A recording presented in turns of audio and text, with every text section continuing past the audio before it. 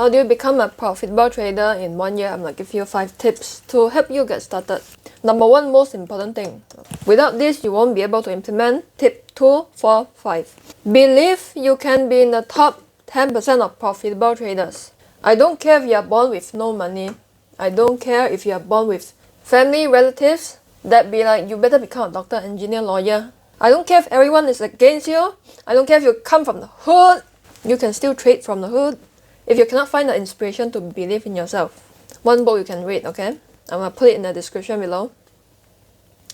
Think and Grow Rich. Read this. Then your mindset about yourself, about money, about wealth is going to change a lot. And sure enough, in this industry, it is male dominated. When I first started out, when people first started to tell me to teach, I never let my gender define me. I'm just gonna work on my craft every single day. I'm just gonna work on myself.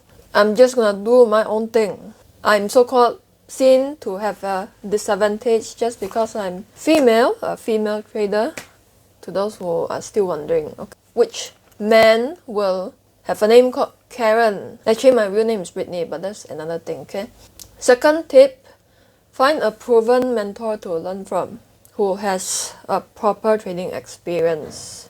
And the way I see it, okay, the way I see it is that he or she better have some form of qualification or credential to show for.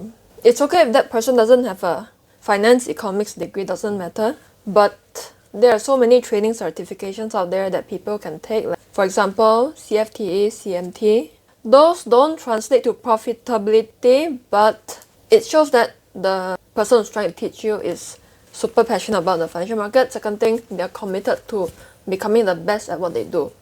Because it's a thing, when you have a mentor, it makes your life more straightforward, more simple. Because why? Nowadays, the problem is not lack of information. Nowadays, the problem is information overload. Like when you go to Google, when you go to YouTube, Instagram, TikTok, Facebook, every trading guru or guru wants your attention. So then who do you learn from? Even if you go to the bookstore library, like so many books, then which book do you buy? Which book do you borrow to read? Even if you borrow 10 books, like which one should you start with first? It's very stressful for a beginner, okay? So when you get a mentor, your mentor would just be like, just follow my instructions. Just do 1, 2, 3, 4, 5. These 5 steps. Then whatever that's in Google, YouTube, whatever, just ignore those. Isn't life a lot more simple? And second thing is that a mentor is not just here to teach you, okay? So I'm a competitive swimmer. Oh, hi Sam. I'm a competitive swimmer still. Not the best swimmer because I lose more than I win, but that's another thing. I could swim, but I still have a coach that trains me every single week. First thing first, a coach will give me instructions, proper instructions to follow. Second thing is that my coach is the one who motivates me. You know what I'm saying? Like when I'm tired, I don't want to work out, I just want to eat a cheesecake. My coach is going to motivate me. You want, get your ass up and swim. Your mentor is somebody who's there who will motivate you when you feel discouraged, when you feel like nobody understands your career.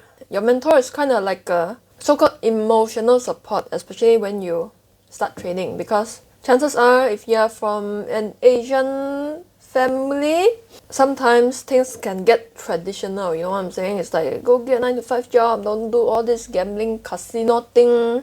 So when you're with a mentor, when you're learning from a mentor, it's okay to read books on the side if you want to, but it's not compulsory, okay? You can also learn from various different mentors at one time, but don't go like 100 mentors that gives you the same problem, information overload. I feel like 5 is just like the maximum, because otherwise you get the same problem again, information overload. Then eventually you need to come to the third step, which is to pick a strategy that suits your trading personality. So you have all these different mentors, right? But eventually you want to adopt and pick a strategy and modify it a little bit to suit your trading personality. Because a lot of beginners have this problem, like they don't know whether should they go for long-term trading, short-term trading. It depends on your personality. Even though, you know, long-term trading, there are more profitable traders because of various different reasons, but I'm not going to get into that. Because there are still profitable scalpers, day traders in this world, short-term traders, okay? Understand these few things. The first one is your trading risk appetite. Your risk appetite as well as your experience, because these two factors are going to determine what trading strategy will suit you better. If you are a conservative, like patient, chill trader, you know what I'm saying, then being a scalper will be in conflict with your personality. You know what I'm saying? It will be very stressful for you.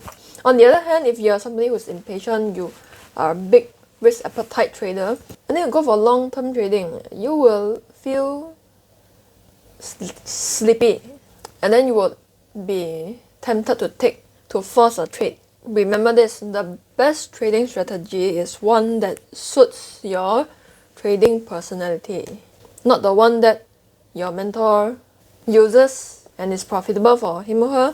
Yeah, it's good for him or her, but doesn't mean it's good for you. Fourth tip, pick the right time frame. Pick the time frame you're most comfortable with. And even if you pick one time frame, you don't just look at that one time frame to trade, because you need to conduct multi-time frame analysis. So let's say if you are trading H1, you gotta look at the bigger picture for the longer term trends. So you need to go to H4 to check the longer term trend, and then you enter as a H1 trader in H1. Then this means that if you are somebody who trades H4 time frame, then you need to go to daily time frame to check the longer term trend. Okay? So if you are a H1 trader and you want to see the price action in detail, okay, just to see whether did the market move up or down in the first 30 minutes, then you need to go to M30 time frame to check the details, okay, just to check the details of the price action. Number 5, this is not going to be easy. Go hard on practicing. You gotta treat trading like a business. If you want to make this a full-time career, full-time thing, you are not going to put in part-time commitment. Normally in the first year of business, doesn't matter what business it is, entrepreneurs have to work from Monday to Sunday without any holidays. Like some people would even sleep in their office. Then in the first few years, they also gotta sacrifice family time, sleep sometimes, which is a little bit unhealthy, which is why entrepreneurship, being your own boss, is not for everyone. Because it takes a level of craziness to become one. Like during the first 6 months especially, you gotta back test, keep on learning from mistake, learning from mentor, then researching the market, then craft your trading plan, craft your trading journal, record your trading journal. It's a lot of work. You put in the work first, go hard for the first few months, then live the rest of your life as a full-time trader, as your own boss. Rather than, okay, let me just put in a little bit time today. I'll do that like on a part-time basis for about 4 to 5 years, take it slowly, you know what I'm saying? It's fine, but you just get there slower. Okay, it's still fine. It's just that it's gonna take some time for you to get there. But if you really want this within 1 year, then you need to go hard. It's gonna take a lot of hard work, discipline, patience, and a lot of times you're gonna get discouraged, but it's just part of the process. From 20 to 30, I've only clubbed for 2 hours. Then I spent the rest of my 20s working, studying. Like there's no like random outings with friends, even though I wanted to. Okay, I didn't have a lot of friends, but that's not the topic for today, okay? I only have those few friends, okay? Those few friends. I didn't like spend a lot of time playing games. In fact, I don't have any games installed on my phone for many years. And now that I'm a full-time trader, I now have games. I can spend time with my family on a weekday. I can travel anytime I want. But I still work from Monday to Sunday because I love what I do. I just love the financial markets. But the only difference is that I can do anything I want with my time every single day. The time freedom is the most important thing. The money is secondary, I can tell you, because money doesn't necessarily bring you happiness when you reach a certain level.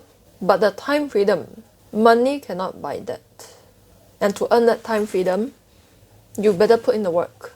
You put in the work when other people are not willing to put in the work. You know what I'm saying? If it's so easy, then everybody will become a full-time trader. With that, I'll talk to you in the next video. Bye.